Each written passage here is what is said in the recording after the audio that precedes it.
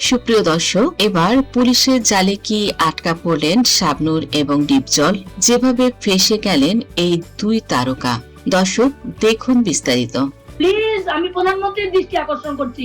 গত ৩০ বছর ধরে আমরা একটি নির্দিষ্ট গল্প শুনে এসেছি, একটি চেনা সত্যকে বিশ্বাস করে এসেছি, কিন্তু সম্প্রতি সালমান শাহের খুনি ডন আইনের জালে আটকে যাবার পর সেই পুরনো গল্পের ভিত যেন তাসের ঘরের মতোই ভেঙে পড়েছে। আর এবার সেই ধ্বংসস্তূপের নিচ থেকে বেরিয়ে আসছে বাংলাদেশের চলচ্চিত্র জগতের সবচেয়ে বড় দুই মহাতারকার নাম। একজন হলেন ৯০ দশকের স্ক্রিন কাঁপানো রোমান্টিক আইকন চিত্রনায়িকা শাবনূর, আর অন্যজন হলেন এফডিসির একসময়ের অঘোষিত গডফাদার এবং প্রভাবশালী প্রযোজক মনোয়ার হোসেন ডিপজল।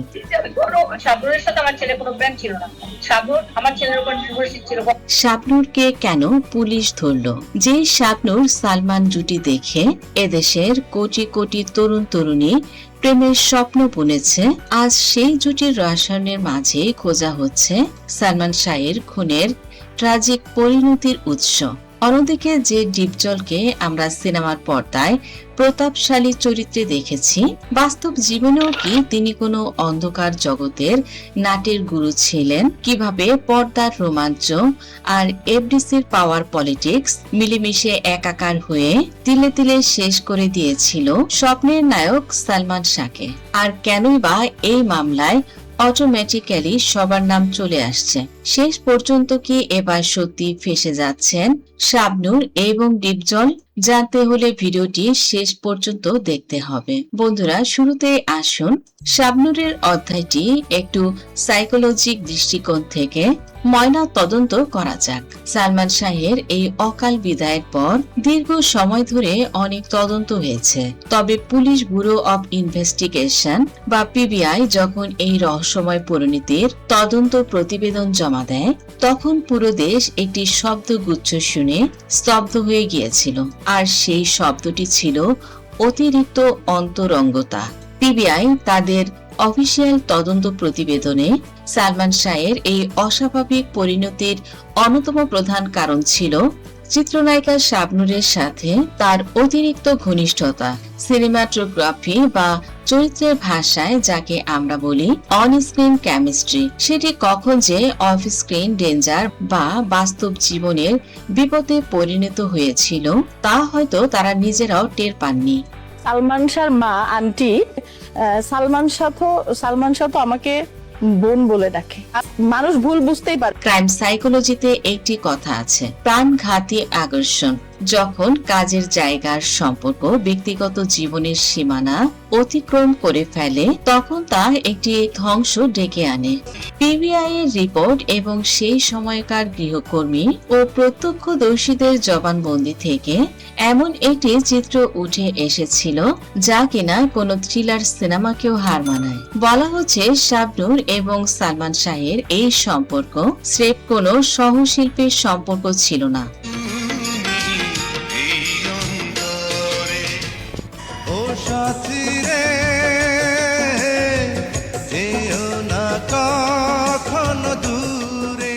এটি এমন এক পর্যায়ে পৌঁছেছিল যে সালমান শাহ নাকি শাবনূরকে নিজের দ্বিতীয় স্ত্রী হিসেবে গ্রহণ করতে চেয়েছিলেন। একটু চিন্তা করে দেখুন দর্শক, একজন সুপারস্টার স্ত্রী সামিরা এমনিতে অত্যন্ত পসেসিভ এবং সন্দেহবাতিক ছিলেন বলে দাবি করা হয়। তার সামনে যখন স্বামীর দ্বিতীয় বিয়ের প্রস্তাব এসে দাঁড়ায়, তখন সেই বাড়ির ভেতরের পরিবেশ ঠিক কতটা বিষাক্ত হয়ে উঠতে পারে। শাবনূর আসবে, নীলা চৌধুরী আসবে সবার আগে। কেন আমি আমার হাজবেন্ড হারাইনি তখন? এই দ্বিতীয় স্ত্রী ইস্যুটি ছিল মূলত একটি ক্যাটালিস্ট বা প্রভাবক, যা সালমান শাহের দাম্পত্য জীবনে আক্ষরিক অর্থে পেট্রোল ঢেলে দিয়েছিল। সামিরা কোনোভাবেই এই বিষয়টিকে মেনে নিতে পারেননি, আর এখান থেকে শুরু হয় চরম পারিবারিক দ্বন্দ্ব। এই মানসিক টানাপোড়েন সালমান শাহকে আষ্টে পিষ্টে বেঁধে ফেলেছিল। একদিকে তার ক্যারিয়ারের সবচেয়ে সফল নায়িকা, যার সাথে সিনেমা করলেই সুপারহিট, অন্যদিকে নিজের স্ত্রী, যার সাথে সালমানের ছিল আইনি এবং এবং সামাজিক সম্পর্ক। এই দুই নারীর মনস্তান্ত্রিক যুদ্ধে সালমান শাহ পরিণত হয়েছিলেন একটি গিনিপিগে। দিনের পর দিন এই অসহনীয় চাপ, ঝগড়া এবং মানসিক নির্যাতন সালমানকে মানসিকভাবে সম্পূর্ণ বিপর্যস্ত করে তুলেছিল।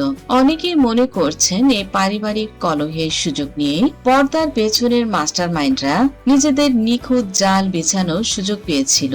যখন ঘরের ভেতরে আগুন লেগে থাকে তখন বাইরের শত্রুর জন্য সেই ঘর পুড়িয়ে দেয়াটা খুব সহজ হয়ে যায়। ঘটনা শুধু পারিবারিক কলহের মধ্যে সীমাবদ্ধ নেই। আইনি প্রক্রিয়া এবং গণমাধ্যমের বিভিন্ন অনুসন্ধানে শাবনূরের বিরুদ্ধে এমন একটি অভিযোগ উঠেছে যা কিনা পুরো সমীকরণকে আরো জটিল করে তুলেছে। যুক্তরাজ্য প্রবাসী এবং এই মামলার অন্যতম অভিযুক্ত রিজভী আহমেদ ফরহাদ একটি চাঞ্চল্যকর দাবি সামনে নিয়ে এসেছেন। তার জবানবন্দি এবং ইন্টারভিউ অনুযায়ী শাবনূর নাকি সালমান শাহকে ব্ল্যাকমেইল করতেন। এখন প্রশ্ন হচ্ছে, কিসের ব্ল্যাকমেইল? শাবনূরকে আপনারা ধরেন, শাবনূরের কাছে সবকিছু বের হবে।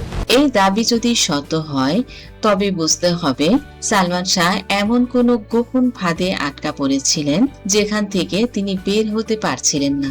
রিজভী সহ যে 11 জনের নাম এই ঘটনায় বারবার উচ্চারিত হচ্ছে, তাদের প্রত্যেকেরই কোনো না কোনো ভাবে এই ঘটনার সাথে একটি চেইন বা শিকলের মতো যোগাযোগ রয়েছে। আর সেই শিকলেরই একটি গুরুত্বপূর্ণ লিঙ্কে এখন শাবনূরের নাম জড়িয়ে গেছে। মনোয়ার হোসেন ডিপজল কিভাবে ফেঁসে যাচ্ছেন? ডিপজল বলেন, অনেক কিছুই আমি জানি। সালমান শাহের স্ত্রী সামিরা, তার সঙ্গে আজিজ মোহাম্মদ ভাইয়েরও পরক্রিয়ার সম্পর্ক ছিল। আজিজ মোহাম্মদ ভাইয়ের সঙ্গে তিনি পরক্রিয়ায় লিপ্ত হয়েছেন, সেই সুযোগ নিয়েছে সালমান শাহের বন্ধু ডন। সামিরা ডনের সাথেও পরক্রিয়ায় লিপ্ত হন। এভাবেই সামিরা অন্ধকার জগতের বেশ কিছু মানুষের সঙ্গে পরক্রিয়ার মতো জঘন্য অপরাধে লিপ্ত ছিল। ডিপজল বলেন, কেমন বন্ধু ডন যে মাত্র 12 লাখ টাকার কাছে নিজের বন্ধুকে বিক্রি করে দিল। আমরা আর কোনো প্রহসনের তদন্ত চাই না, আমরা চাই এবার সরাসরি বিচার। এবার ডিপজল তিনি তারেক রহমান সরকারের কাছে 72 ঘন্টার মধ্যে সালমান শাহের খুনি ডনকে ফাঁসিতে ঝুলাতে প্রধানমন্ত্রী তারেক রহমানের কাছে যে আলটিমেটাম দিলেন, এর সাথে কি আপনারাও একমত? এদিকে মিডিয়া ডিপজলের দিকে আঙুল তোলার পর সালমান শাহের মা তিনি পুরোপুরি বিষয়টিকে অস্বীকার করেছেন। তাকে দেখতে পাচ্ছি এখন ডিপজল তাকে ধরাই দিছে। ডিপজলের মতো লোক অনেক ভালো মানুষ তাহলে আছে যারা অন্যায়কে প্রশ্রয় দেয় না। খুশি হয়েছি যে এখানে মানুষ আছে জেনে, এফডিসির প্রচুর লোক আছে এখানে জড়িত, এদেরকে অ্যারেস্ট করা হোক।